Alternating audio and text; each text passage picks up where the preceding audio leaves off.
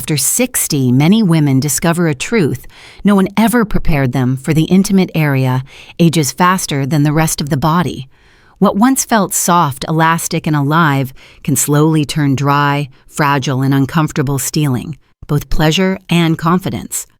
Why does this happen, and what can you do right now to protect and restore your feminine health before the decline goes too far? I'm Dr. Eliza Hart, a women's health specialist with over 15 years of experience helping women navigate the changes that begin in their 40s and continue through menopause and beyond. Over the years, I've listened to thousands of women who were confused, even ashamed about what was happening to their bodies, yet no one had ever explained to them why these changes occur. The truth is, your intimate area can start aging faster than the rest of your body, leaving you with dryness, irritation, loss of sensation, or even discomfort during everyday life. These shifts are not a sign of weakness or failure. They are simply biological changes that most women are never warned about. But ignoring them can quietly steal your comfort, your confidence, and even your connection with yourself. That's why in this video, I'll uncover the 5 hidden reasons your intimate area grows weaker after 40, and the simple science-based steps you can take to protect and restore your feminine health. And before we dive in, type yes in the comments if you've noticed any of these changes, or no. If you haven't, your response helps me know how to better serve women like you. 1. Estrogen, decline, and vaginal atrophy. As we begin, let's address the most powerful shift that quietly reshapes a woman's intimate health after 40, the gradual decline of estrogen. For years, this hormone served as your body's natural moisturizer and protector, silently nourishing the tissues of your most private area. Yet once estrogen begins to drop, the changes unfold in ways that can feel deeply personal, leaving many women unsettled and unsure of how to respond. I remember meeting a woman named Linda, who was 48 when she came to see me. She had always been attentive to her health. She ate well, exercised regularly, and prided herself on staying youthful and active. But during our consultation, she lowered her voice and confessed something she had never admitted to anyone else: she no longer felt like herself. Simple activities such as long walks or sitting at her desk became uncomfortable, and intimacy with her husband brought not joy but pain. What troubled her most was the sense of betrayal. How could her body, which she had cared for so diligently, suddenly feel older than she was? Medically, her experience is neither rare nor unusual. Estrogen is far more than a reproductive hormone. It is the lifeline that keeps vaginal tissues plump, elastic, and rich with blood flow. When levels decline, those same tissues grow thin and dry. The once supple walls lose their ability to stretch. Natural lubrication diminishes, and even the smallest friction can cause irritation or tiny tears. This process, known as vaginal atrophy, is not simply a matter of aging. It is the direct outcome of hormonal loss. And while it is common, it is far from insignificant. What makes this change so difficult for many women is not only the physical discomfort, but also the emotional toll. To feel fragile in such a private part of yourself can shake confidence, strain intimacy, and create a quiet sense of isolation. Many women hesitate to seek help, thinking perhaps it is just normal aging, or fearing they will not be taken seriously. Yet the truth is that estrogen decline is one of the most well-understood aspects of women's health, and solutions do exist. Localized estrogen therapies in the form of creams or small tablets can restore vitality by replenishing what the body has lost. For women who cannot or prefer not to use hormones, specialized moisturizers and lubricants designed for sensitive tissue can offer significant relief. The essential step is recognition, acknowledging that these changes are real and not a reflection of neglect or weakness. When women take that first step to address the loss of estrogen, they often describe it as though a hidden part of their youth has returned, bringing not only comfort, but also a renewed sense of self. And yet estrogen loss is only the beginning of this complex story. Because even if we replenish hormones, another silent factor continues to weaken the intimate area. One that has nothing to do with chemistry, but everything to do with the circulation that nourishes those tissues day after day. 2. Poor blood flow to the pelvic region. Even when hormone changes are addressed, another hidden influence quietly shapes how your intimate area feels the strength of circulation. Blood flow is the lifeline of every organ carrying oxygen, nutrients, and vitality, yet it is rarely spoken about when it comes to feminine health. Without steady circulation, the tissues of the vagina slowly lose their color sensitivity and responsiveness, almost as if they are fading into the background of the body. I recall a patient named Susan, a 52-year-old yoga instructor who came to me with a mixture of frustration and sadness. Despite her active lifestyle, she confided that her intimate area felt as though it had fallen asleep. She described a dullness that no amount of stretching or meditation seemed to awaken. Her words carried both confusion and grief, because she could not understand how a body that still felt strong in so many ways could become unresponsive in such a deeply personal place. The truth is that circulation begins to change long before we notice its effects. As women age, blood vessels can gradually stiffen or narrow, especially if conditions like high blood pressure, diabetes, or sedentary habits are present. When this happens, the pelvic region receives less nourishment. Reduced oxygen means tissues lose their ability to stay supple, and diminished nutrient supply dulls the nerve endings that once brought pleasure and responsiveness. For some women, this results in numbness. For others, a constant sense of dryness or irritation. What I often remind my patients is that this decline is not a verdict, but a signal. Just as muscles strengthen when exercise, circulation improves when it is encouraged. Gentle movement such as daily walking or light aerobic activity stimulates the flow of blood throughout the body, including the pelvic area. Practices like yoga, though, not a cure on their own, help open circulation through posture and breathing, while specific pelvic floor exercises like Kegels create tiny contractions that literally draw blood into the tissues, waking them from dormancy. Even intimacy itself, whether shared with a partner or explored privately, can reignite circulation. Sexual arousal naturally increases blood flow, reminding the body that this part of you is still alive and still needed. Some women are surprised when I encourage self-exploration as a form of therapy, but the physiology is clear. Stimulation restores oxygenation, and oxygenation restores resilience. Most important of all is the reassurance that poor blood flow is not permanent. When women begin to move with intention, strengthen their pelvic muscles, and reawaken their bodies, circulation can be restored. And with it comes not only sensation and moisture, but also a renewed confidence that aging does not mean losing touch with your feminine vitality. Still, circulation is only one layer of the story. Even if blood returns to nourish the tissues, there is another challenge that creeps in slowly over time, the quiet weakening of the very muscles that hold everything in place. 3. Muscle weakness and pelvic floor decline. While circulation gives life to the tissues, strength comes from the foundation beneath them, the pelvic floor. This hidden network of muscles cradles the vagina, bladder, and rectum, quietly supporting daily function in ways we rarely think about until something begins to change. With time, childbirth, gravity, and hormonal shifts, those muscles can lose their resilience, leaving many women with a sense of weakness they never expected. I will never forget Marjorie, a 55-year-old retired teacher who came to me nearly in tears. She described how she once loved social gatherings, but had recently begun to avoid them, terrified that a sudden laugh or sneeze would cause a small leak of urine. "I feel like I've lost control of my own body," she whispered, her voice heavy with embarrassment. Intimacy, too, had become different. She no longer felt the same sense of closeness with her husband because her body simply did not respond the way it once had.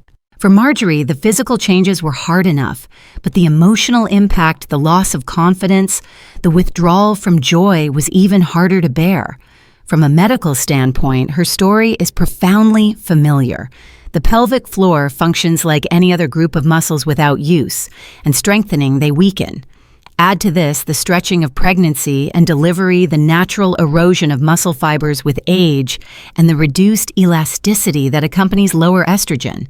And the result is a foundation that no longer holds with the same firmness. Women may feel looser, less responsive, and in some cases experience prolapse, where organs shift downward into positions that disrupt comfort and control. The encouraging truth is that these muscles can be rebuilt. Regular Kegel exercises, when done correctly, are remarkably effective at restoring strength and sensation. For women uncertain of their technique, physical therapy guided by a pelvic health specialist can provide tailored strategies and reassurance. New biofeedback devices also allow women to see their progress, turning an invisible effort into visible results. Even simple lifestyle adjustments, maintaining a healthy weight, staying active, improving posture play a role in reinforcing this foundation. I often tell my patients that every small effort compounds, much like planting seeds that eventually grow into a stronger, more resilient garden. And the benefits ripple outward: fewer leaks, more confidence during intimacy, and a renewed sense of dignity in daily life. If you've ever felt that your body isn't holding the way it used to, you're not alone. Many women after 40 quietly carry these same struggles, believing nothing can be done. I'd love to know, have you ever noticed changes in your pelvic strength or control? Type yes in the comments if you have, or no if you haven't. Your voice matters, and your story may encourage another woman to speak up too. And while rebuilding strength is empowering, there is another challenge waiting in the background, one that isn't about muscles or movement, but about the delicate balance inside your body that keeps the intimate area protected. When that balance is disrupted, the consequences can be painful. 4. Chronic inflammation and pH imbalance. There is another layer of change that unfolds more quietly than muscle weakness, yet its impact can be just as disruptive. It has to do with the inner environment of your intimate area, the balance that once kept everything protected and resilient. When this balance shifts, irritation, burning, and recurrent infections can begin to shape daily life in ways that feel exhausting. I remember Carol, a 62-year-old grandmother who prided herself on her robust health. For decades, she rarely needed antibiotics, and she often boasted to her children that she had the immune system of steel. Yet after menopause, she found herself returning to my office again and again with urinary tract infections and recurring irritation. "I'm doing everything right," she told me, her voice tinged with frustration. "I eat well, I stay hydrated, I practice good hygiene. Why is my body betraying me now?" The answer lies in the chemistry that estrogen once sustained. In younger years, estrogen kept the vaginal pH acidic, a condition where protective bacteria, primarily lactobacilli, thrived. These friendly bacteria served as silent guardians, preventing harmful microbes from taking hold. When estrogen levels decline, the pH slowly rises, those guardians fade, and the tissues become more vulnerable. What follows is a cycle of irritation, inflammation, and infection that feels both puzzling and unfair to women who take careful care of themselves. The emotional toll is often heavier than the physical symptoms. Women like Carol tell me they feel anxious about intimacy, worried that it may trigger yet another infection. Others describe a constant undercurrent of discomfort that makes them feel older than their years, or as though they no longer recognize their own bodies. This sense of betrayal can create isolation, leaving women to quietly endure what they assume is simply their new reality. Yet balance can be restored. For some women, localized estrogen therapies help re-establish the protective acidity, while others benefit from vaginal moisturizers designed specifically to support healthy pH. Probiotics, whether taken orally or applied vaginally, can help replenish the friendly bacteria that guard against infection. Simple habits also play a powerful role: staying hydrated, reducing sugar intake, and avoiding harsh soaps or scented products that strip natural defenses. These small adjustments can nurture the delicate ecosystem back toward resilience. What matters most is understanding that this imbalance is not permanent. When women recognize the cause and take proactive steps, the body responds with remarkable capacity for healing. The return of comfort brings more than physical relief. It restores confidence, intimacy, and the sense of freedom many feared was gone forever. And still, even after balance is regained, another obstacle often lingers in the shadows. It is not biological, but emotional. And in many ways, it is the most challenging of all. I am speaking of the silence and shame that prevent women from asking for help, a burden that can weigh more heavily than any physical symptom. 5. Silence, shame, and lack of awareness. Among all the changes we've discussed, there is one that weighs heaviest, yet leaves no visible mark. It is the silence many women carry when facing intimate struggles. Physical discomfort is difficult enough, but the quiet decision to hide it out of embarrassment, fear, or the belief that nothing can be done often creates deeper suffering than the condition itself. I once cared for Helen, an 80-year-old woman whose wit and energy could light up any room. She had lived a full life raising children, enjoying a long marriage, and even traveling the world well into her 70s. But when she finally came to see me, she admitted that for nearly 20 years, she had lived with ongoing pain and dryness. She had chosen not to tell her husband, believing he would think less of her. Instead, she quietly withdrew from intimacy, convincing herself that this was simply the price of aging. When I explained that safe, effective treatments were available, her eyes filled with tears, not of sadness, but of relief. "I wish I had asked sooner," she whispered. Her story is far from unique. Again and again, women sit across from me and lower their voices as though confessing a secret. They apologize for bringing it up or laugh nervously as if to minimize their concern. Some have endured years of discomfort without speaking a word to anyone, not even their closest friends. This silence is not harmless. It amplifies isolation, steals confidence, and can even erode relationships that once brought joy.